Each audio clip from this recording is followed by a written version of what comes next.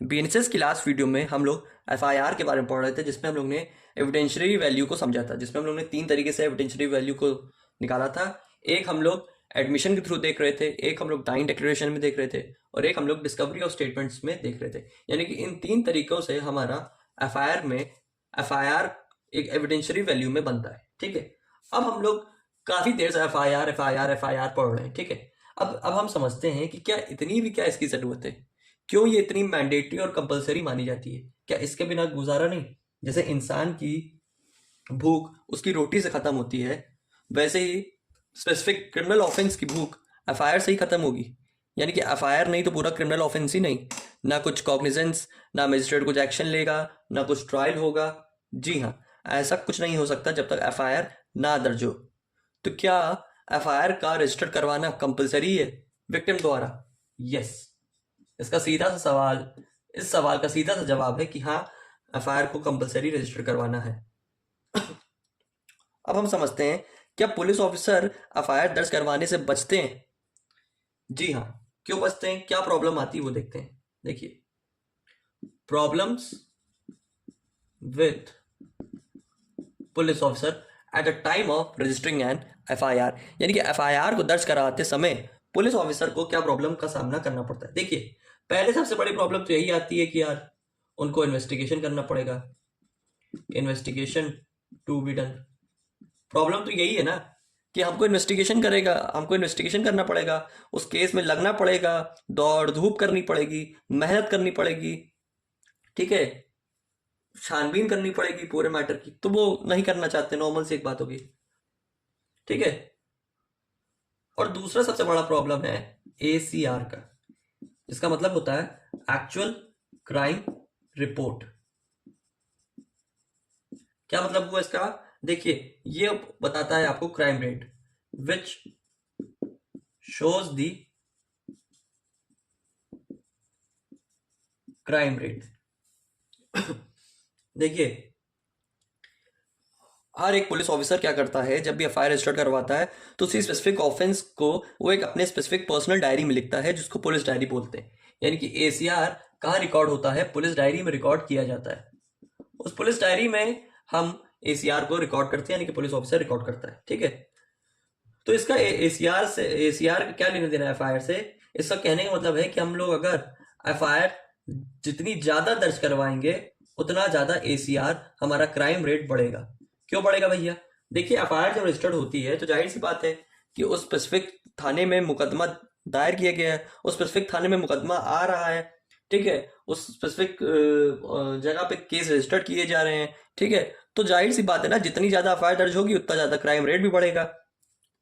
कोई specific situation में कोई पर्सन ऑफेंस कर रहा है, अगर कोई स्पेसिफिक ऑफेंस हो रहा है तो दैट मीन्स कि उसमें एफआईआर भी रजिस्टर्ड हो रही है, और जब एफआईआर रजिस्टर्ड होगी तो ऑटोमेटिकली क्राइम रेट बढ़ेगा। वही अगर एफआईआर जितनी कम रजिस्टर्ड की जाएंगी उतना हमारा क्राइम रिकॉर्ड कम होगा, उतना हमारा क्राइम रेट कम होगा।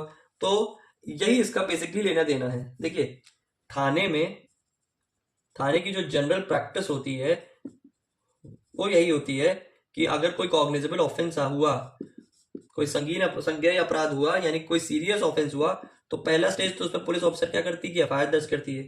एफआईआर के बाद प्रिलिमिनरी इंक्वायरी कंडक्ट करवाती पुलिस ऑफिसर, उसको चेक करती कि हाँ स्पेसिफिक ऑफेंस है कि नहीं। ठीक है, क्या उसमें केस बन रहा है कि नहीं, और फिर यहाँ पे एफआईआर को स्पेसिफिकली अप्रोप्रिएट मैनर में लॉन्च कर दिया जाता है। देखिए, हम लोग जनरली यही सोचते हैं कि हम अगर किसी के खिलाफ एफआईआर लिखवाने जाते हैं तो पुलिस चुपचाप जाके एफआईआर लिख देगी। तो देखिए, ऐसा बिल्कुल नहीं है। ऐसा नहीं है कि आप तुरंत एफआईआर दर्ज करवाने गए तो एफआईआर हो ही गई दर्ज। पहले नेचर ऑफ क्राइम को समझती पुलिस ऑफिसर।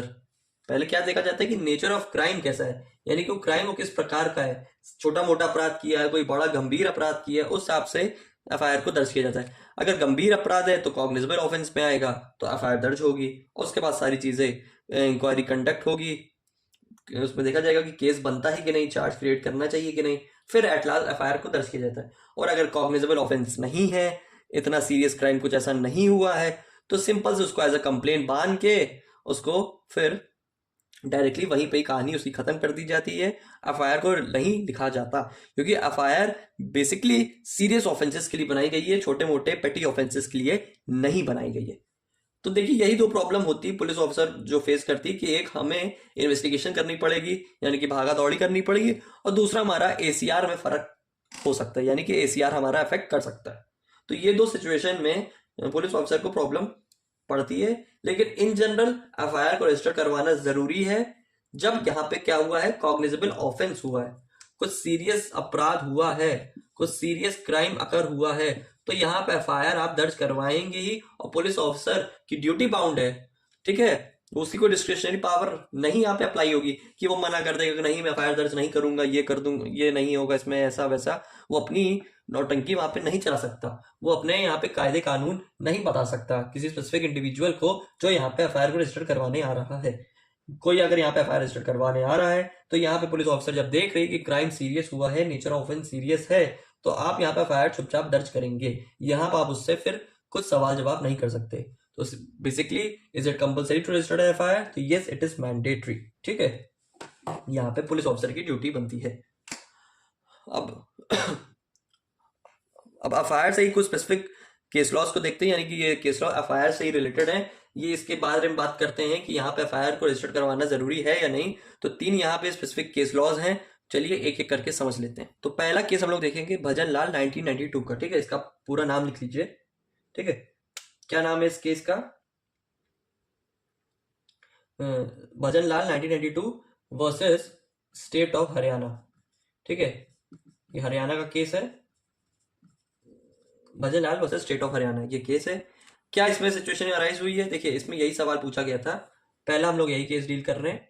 इसमें क्वेश्चन अराइज हुआ, क्या क्वेश्चन अराइज हुआ कि जो एफआईआर है वो यहाँ पे क्या बता रही है हमको, ये हमें ड्यूटी दे रही है किसी चीज को करने की पुलिस ऑफिसर को, या फिर पुलिस की डिस्क्रिशनरी पावर बता रही है कि यहाँ पे एफआईआर दर्ज करेगा कि नहीं करेगा। इस केस में ये बात की गई थी। तो यहाँ पे सुप्रीम कोर्ट ने यही कहा था इस केस में कि यहाँ पे पुलिस ऑफिसर ड्यूटी बाउंड है एफआईआर को रजिस्टर्ड करने में फॉर एफआईआर, ठीक है।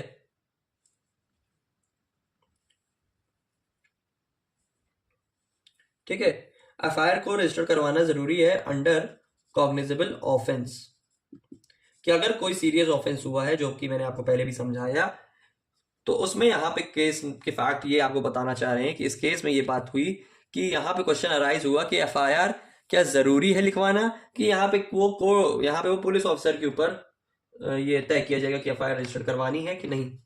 देखिए यहाँ पे इसमें सिंपली यही बात की गई है कि सुप्रीम कोर्ट ने कहा कि अगर कोई कॉग्निजेबल ऑफेंस है, सीरियस ऑफेंस है, तो आप यहाँ पे एफआईआर जरूर लिखेंगे, ये यहाँ आपकी ड्यूटी बनती है, ठीक है। वही अगर आपके यहाँ पे कॉग्निजेबल ऑफेंस नहीं हुआ है तो ये आपके ऊपर है कि आपको लिखनी चाहिए या नहीं लिखनी चाहिए, ठीक है, लेकिन इन जनरल यहाँ पे ड्यूटी बनती है।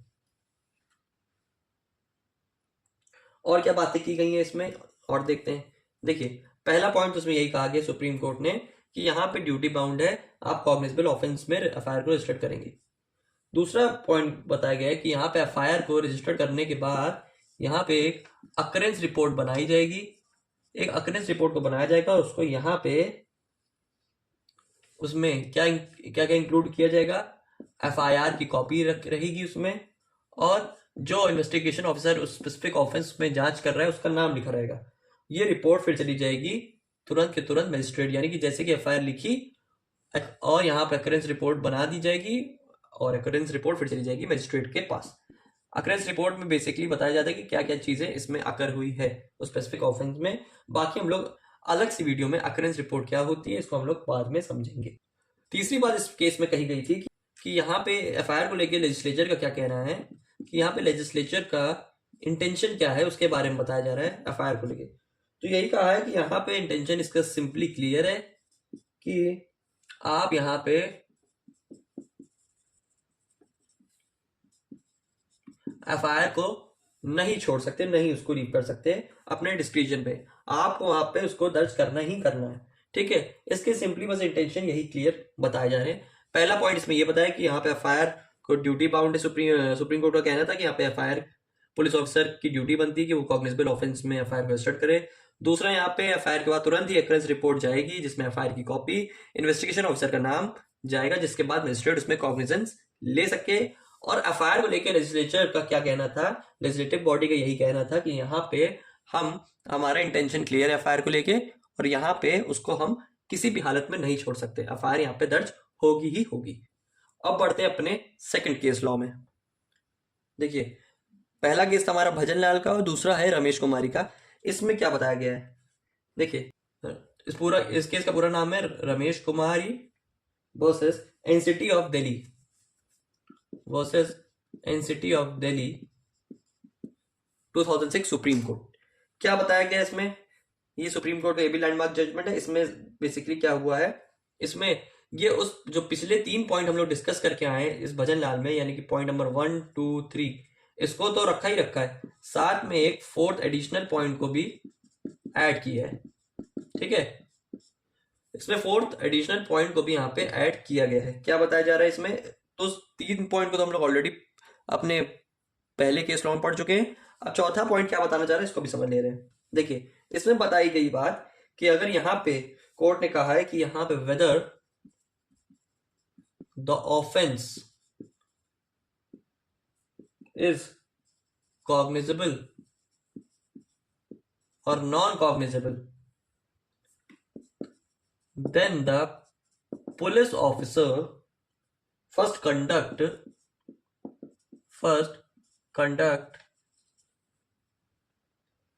pre-inquiry and then lodge the FIR। यहां पे सिंपली बताया जा रहा है 2 बात को। एक बात यहां पे कह रही कि अगर कॉग्निजेबल ऑफेंस है तो पुलिस ऑफिसर तो बाउंड है एफआईआर दर्ज करने का, तब आप उसमें आनाकानी मना नहीं कर सकते। अगर कॉग्निजेबल ऑफेंस नहीं है, सीरियस अपराध उसमें नहीं लग रहा है पुलिस ऑफिसर को, तो आप यहाँ पे प्री इंक्वायरी करवाइए, यानी कि पहले उस मामले की जांच पड़ताल करवाइए। जांच पड़ताल हो जाएगी तब आप यहाँ पे एफआईआर दर्ज करेंगे। देखिए, कॉग्निजेबल ऑफेंस में पुलिस बाउंड है तो एफआईआर रजिस्टर्ड हो जाएगी। और अगर नॉन कॉग्निजेबल ऑफेंस निकलता है इंक्वायरी करवाने के बाद भी, तो आप यहाँ पे एनसीआर लिख देंगे और फिर मामला चला जाएगा मजिस्ट्रेट। एनसीआर का मतलब होता है नॉन कॉग्निजेबल रिपोर्ट। ये तब दर्ज होती है जब ऑफेंस पेटी हो, छोटा मोटा अपराध हो, और ये तब दर्ज होती है जब मामला संगीन हो, यानी कि सीरियस हो। हीनियस क्राइम में दर्ज होती है एफआईआर और पेटी ऑफेंसेस में रजिस्टर्ड की जाती है एनसीआर। ये यहाँ पे चौथा additional point Ramesh Kumari versus NCT of Delhi 2006 Supreme court के केस में कहा गया था। अब देखते हैं ललिता कुमारी 2016 के सुप्रीम कोर्ट के केस लॉ में, उसमें क्या बताया गया। ललिता कुमारी वर्सेस गवर्नमेंट ऑफ यूपी का केस है 2016 का। ये हमारा लैंडमार्क जजमेंट था। ठीक है, क्या बताया गया इसमें, देखिए इसमें ध्यान से समझिएगा, इसमें कई बातें बताई गई हैं। पहली बात इसमें कही जा रही कि अगर एफआईआर फॉल्सहुड है, क्या मतलब है यहाँ पे कि अगर आपको लगता है कि यहाँ पे झूठी एफआईआर को दर्ज करवाया गया है, तो ये आपकी सिचुएशन अकर होगी पोस्ट एफआईआर में, यानी कि पहले आपको एफआईआर दर्ज करनी है, बाद में लगता है तो वो फिर बाद की बात है। ठीक है, लेकिन फर्स्ट इंस्टेंट में आपको एफआईआर को रजिस्टर करना ही करना है। You must register the FIR, police officer FIR register करेगी। बाद में अगर एफआईआर झूठी निकलती है या उसमें कुछ गलत या फेक टाइप कुछ ऐसा लगता है तो वो बात का मैटर है, उसको फिर बाद में हटा दिया जाएगा। दूसरे यहाँ पे बताई जा रही बात कि यहाँ पे एफआईआर दर्ज कराते समय हमें प्री इंक्वायरी करनी है उन मैटर की जो मैट्रिमोनियल से रिलेटेड हो, यानी कि मैरिज से रिलेटेड कुछ मामले हो। ठीक है, ये आपके कुछ मेडिकल नेग्लिजेंस के मैटर हो, मेडिकल केसेस हो गए आपके। ठीक है, या फिर डिले है एफआईआर दर्ज करवाने में, यानी किसी पर्सन ने एफआईआर को दर्ज करवाया, बहुत देर से करवाया है, यानी कि 3 महीने से ज्यादा का समय लिया है या उसके बराबर लिया है, यानी कि ऐसी सिचुएशन में आपको प्री इंक्वायरी पहले करवानी जरूरी है। अगर कोई शादी का मामला है, कोई मेडिकल का मामला है, या जिसने एफआईआर को 3 महीने में या 3 महीने के बाद दर्ज करवाया है, इतना टाइम पीरियड लगाने के बाद। तो ऐसी सिचुएशन में पहले आपको प्रीलिमिनरी इंक्वायरी कंडक्ट करवानी होगी, उस मामले की जांच पड़ताल पहले करेंगे आप। तीसरी बात बताई जा रही है कि यहाँ पे जो हमारा सेक्शन एफआईआर के लिए बनाया गया है बीएनएसएस में, इसमें जो शैल का वर्ड यूज किया गया है ये यहाँ पे मैंडेटरी प्रोविजन बनाता है। कहने का मतलब है कि यहाँ पे हम एफआईआर को बोल रहे हैं कि यहाँ पे शैल हम यूज कर रहे हैं, that means it make it's clear कि वो यहाँ पे एफआईआर को रजिस्टर करवाना मैंडेटरी बता रहा है। यहाँ पे ये कोई भी दूसरी बात नहीं कर रहा है, ठीक है। यहाँ पे एफआईआर दर्ज होनी है तो मतलब होनी है, कोई अदर ऑल्टरनेटिव मेथड नहीं है। No other alternative method, FIR दर्ज होगी तो होगी। चौथा पॉइंट क्या बता रहा है, अगर कोई ऑफेंस है जिसमें सेक्सुअल ऑफेंस किया गया है, यानी कोई सेक्सुअल ऑफेंसेस में एफआईआर को रजिस्टर करवाना है और यहाँ पे पुलिस इग्नोर कर रही है एफआईआर को, या पुलिस रिफ्यूज कर रही है एफआईआर रजिस्टर करवाने का, सेक्सुअल ऑफेंसेस के मैटर में एफआईआर दर्ज करवाने से पुलिस मना कर रही है, तो वहां पे क्या होगा, वहां पे पुलिस ऑफिसर को पनिशमेंट मिलेगी 6 महीने से 2 साल तक की आईपीसी के अंडर, यानी कि बीएनएस के अंदर। यानी कि सेक्सुअल ऑफेंसेस के बेसिस में यानी कि रेप के मामले, ऐसे कुछ मामले पुलिस के पास आ रहे हैं, और अगर पुलिस उसमें मना कर दे रही कि मैं एफआईआर दर्ज नहीं करूंगी, जब पुलिस एफआईआर दर्ज नहीं करती है, तो ऐसी सिचुएशन में पुलिस के ऊपर सख्त कार्रवाई होगी और उसको 6 महीने से 2 साल तक की जेल भी हो सकती है। यानी कि पहले इसमें यहाँ पे सिचुएशन ये नहीं है कि, देखिए यहाँ पे कुछ सिचुएशन में पुलिस के ऑफिसर के पास डिस्क्रिशन भी है, अदर देन सच ऑफेंसेस, ठीक है। पहले इसमें बात की जा रही ललिता कुमारी केस में कि पहला पॉइंट बता रहा है कि एफआईआर अगर झूठी होगी तो बाद में उस एफआईआर का कोई मीन्स नहीं रहेगा, वो हट जाएगी।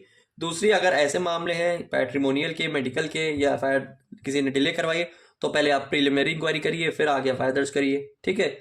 एफआईआर में जो शैल का वर्ड यूज किया गया हमारे प्रोविजन में बीएनएसएस के, वो यहाँ पे मैंडेटरी प्रोविजन बताया जा रहा है कि एफआईआर को आप दर्ज करेंगे ही करेंगे, कोई अदर ऑल्टरनेटिव मेथड नहीं है। चौथा पॉइंट बता रहा है कि यहाँ पे सेक्सुअल ऑफेंसेस के मैटर में अगर पुलिस के पास कोई विक्टिम आ रहा है एफआईआर को दर्ज करवाने, तो पुलिस एफआईआर दर्ज करने से मना नहीं करेगी, मना करती तो 6 महीने से 2 साल तक की सजा होगी। और 5वां पॉइंट बता रहा है कि यहाँ पे एफआईआर दर्ज करवाते समय पुलिस के पास कुछ डिस्क्रिशनरी पावर भी है, कुछ ऐसे केसेस में जहां पे वो ऑफेंस इतने संगीन यानी कि इतने गंभीर नहीं है, ठीक है। तो इसका नेट कंक्लूजन यही है कि lodging of FIR is must if the police officer receive information as to cognizable offences. इन इस case number 1, case number 2, case number 3, इन तीनों का कंक्लूजन में यहाँ पे यही लिख दे रहा हूं, और इसमें आपका इसका ये जवाब भी आ गया जो आपसे मैंने पूछा, क्या is it compulsory to register an FIR? तो yes, lodging of FIR is must if the police officer receives information as to cognizable offense, ठीक है। सीधा इसका जवाब जो मैंने आपसे पहला क्वेश्चन पूछा था कि क्या जरूरी है एफआईआर दर्ज करवाना, तो जी हाँ, एफआईआर रजिस्टर्ड करवाना जरूरी है। और हम लोग ने 3 केस लॉ को देखा, जिससे अभी हमें ये बात समझ आती है कि हाँ, एफआईआर एक मैंडेटरी पार्ट है हमारे क्रिमिनल प्रोसीडिंग का। आई होप आपको आज की वीडियो का टॉपिक अच्छे से समझ आया हो और इससे रिलेटेड सारे कॉन्सेप्ट क्लियर हुए हो केस लॉस के साथ। तो मिलते हैं फिर बीएनएसएस की नेक्स्ट वीडियो में।